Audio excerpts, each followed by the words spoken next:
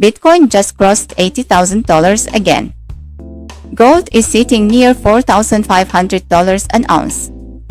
And the US dollar is stronger than it has been in years, even as every expert on the internet said it was collapsing. Something doesn't add up. Unless you know what America has been quietly building behind the scenes. I have spent 20 years in this industry. I have watched Bitcoin go from a white paper that nobody believed in to a $1.6 trillion asset class that Wall Street is begging to hold.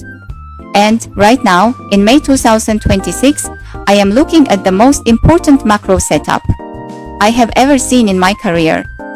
In the next 12 minutes, I am going to walk you through exactly what is happening and, more importantly, what you should do about it.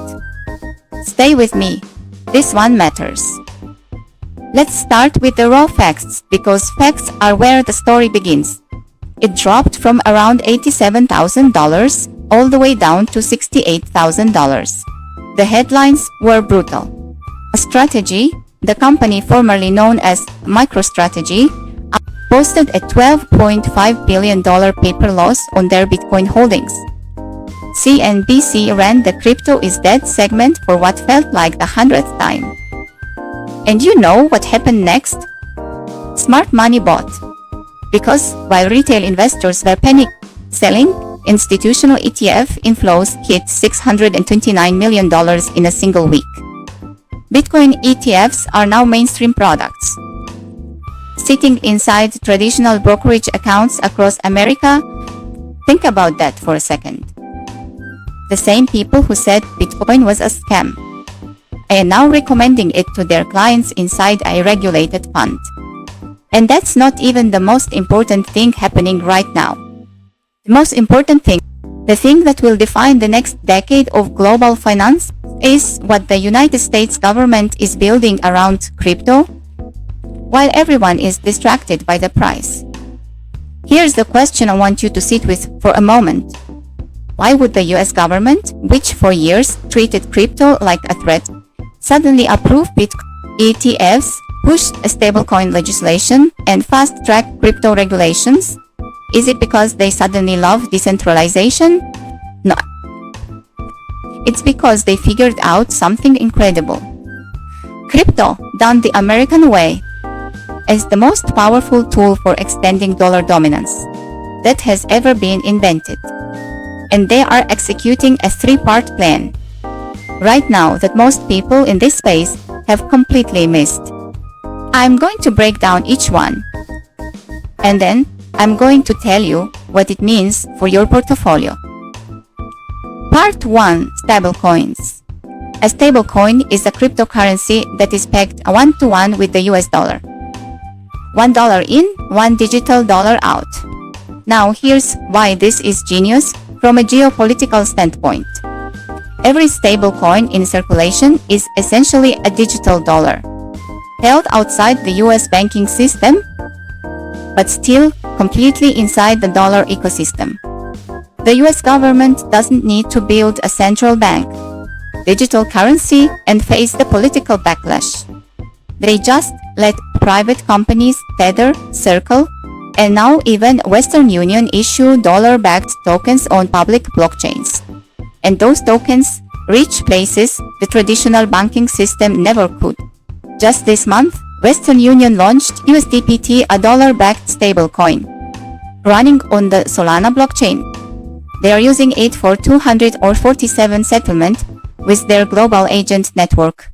Western Union operates in over 200 countries and territories.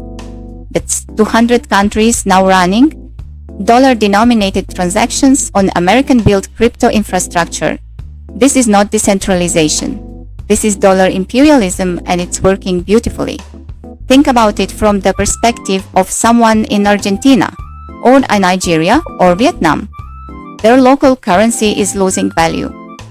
Inflation is eating their savings. What do they want? Dollars? And now they can hold dollars on their phone without a US bank account. America just gave the entire world a reason to never leave the dollar system. Part 2. dollar swap lines. Now, this is the one that almost nobody in the crypto space is talking about. And it's arguably the most powerful tool the US has. A swap line is a direct lending agreement between the Federal Reserve and a foreign central bank. When a country runs out of dollars because of a crisis, a war, a trade disruption, they can call the Fed and borrow. During the 2008 financial crisis, the Fed deployed $600 billion in swap lines. During COVID, $450 billion. And right now, in the middle of the Iran conflict, the UAE, one of the wealthiest sovereign nations on earth, has requested a dollar swap line from the Federal Reserve.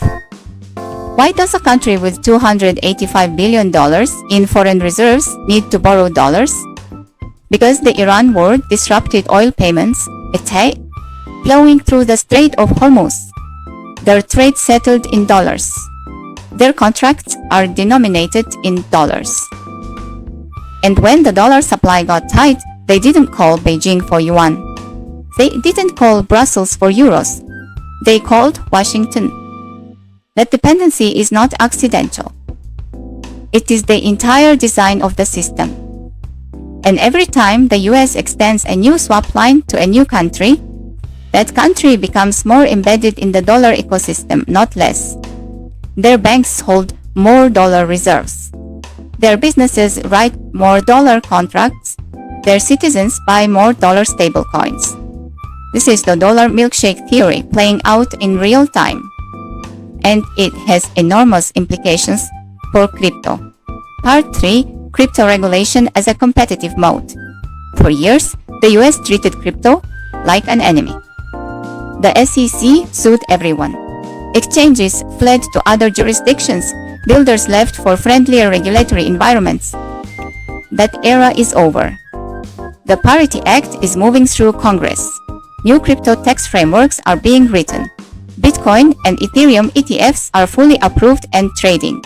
And at Consensus Miami 2026 this week, the biggest crypto conference of the year, executives from PayPal, MasterCard, Robinhood, JP Morgan, and Citigroup were all on stage talking about tokenization.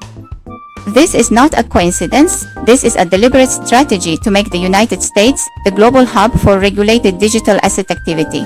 Because if you're an institution in Europe, Asia, or the Middle East, and you want to hold Bitcoin, you're probably going to do it through a US-regulated custodian, on a US exchange, inside a US ETF structure. And every one of those touch points strengthens American financial infrastructure. The regulatory moat is being built right now. And the countries that try to ban or ignore crypto, they are just pushing their citizens toward dollar-denominated stablecoins anyway. America wins either way. Calm, focused music, shift slightly lower energy than previous segments. Okay, let's get practical. Because understanding the macro is only useful if it informs what you actually do. Here is how I am thinking about this environment based on 20 years of watching money move through cycles. Number 1, Bitcoin remains the anchor. Bitcoin is the only truly neutral asset in this entire ecosystem. Government can regulate stablecoins. They can restrict exchanges. They can even freeze wallets on centralized platforms. But they cannot confiscate properly held self-custodied Bitcoin. In a world where the US is expanding the dollar supply through stablecoin proxy and where central banks are quietly rotating into gold, Bitcoin's fixed supply of 21 million coins becomes more important, not less. I am not selling my Bitcoin. I am treating any dip below $75,000 as a gift. Number 2. Solana is the infrastructure play. Western Union on Solana. Dollar stablecoins on Solana. And the Alpenglow upgrade, coming this quarter, will make Solana faster than Visa's payment network with near instant finality. If you believe in the stablecoin thesis, and after this video I hope you do, then Solana is the highway that all those dollars are going to travel on. I am not saying sell everything and buy SOL. I'm saying if you have zero exposure to layer 1 infrastructure, that is a gap worth addressing. Number 3. Watch the swap lines, not the headlines. Here's a real edge signal that almost nobody is using. Every time the United States extends a new dollar swap line to a foreign central bank, watch what happens to stablecoin demand in that country over the next 30 to 60 days. Historically, it spikes. Because when a country accepts dollar dependency at the central bank level, it filters down to the commercial and retail level fast. Countries that just received or requested swap lines are worth watching for early stablecoin and crypto infrastructure plays. And number 4, the gold and Bitcoin hedge is not a contradiction. I know some people in crypto laugh at gold, and I know some gold bugs think Bitcoin is fake. But here is what I am observing right now. Central banks are buying gold at record rates, and their citizens are buying Bitcoin at record rates in many of the same countries. It is not two competing ideas. This is two generations running the same trade, protecting wealth from currency debasement. With the tools that make sense for their era. Own some of both. Size it according to your risk tolerance. And hold it for years, not weeks. Slow zoom out to reveal the full global picture. Epic, measured music swell. Let me zoom all the way out for a moment. The narrative for the last 5 years was that the world was moving away from the dollar. BRICS nations were going to create a new reserve currency. China's yuan was going to challenge the dollar's dominance. And crypto was going to dismantle the entire financial system. None of that happened.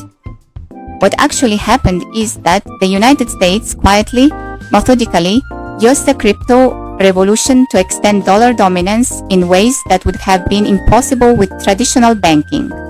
Stablecoins gave the world a dollar that doesn't need a US bank. Swap lines kept foreign central banks dependent on Washington. And crypto regulation created a legal moat that makes America the only safe harbor for institutional digital asset activity. Donald Trump has done more to change the world in the last 18 months than the BRICS have done in 18 years. Brent Johnson, Dollar Milkshake Theory. As one macro strategist put it, and I'm paraphrasing, the US has done more to reshape the global monetary order in the past 18 months than the BRICS alliance accomplished in 18 years. Bitcoin isn't fighting the dollar, it's the pressure valve that keeps people inside the system, and America knows it. The question is not whether America wins this monetary war. Based on everything I've laid out today, they already are. The question is, how are you positioned? I've spent 20 years watching cycles come and go in this industry. I've seen people get wiped out chasing meme coins with no fundamentals. And I've watched quiet, patient investors build life-changing wealth by understanding the macro before the crowd even notices it. Right now, the macro is screaming. Bitcoin at 80K is not the story. It's a symptom of a much larger story about how global money is being rewired and America is holding the controls. If this video gave you a new way of looking at crypto and the dollar, hit that like button. It genuinely helps this channel reach more people who need to hear this.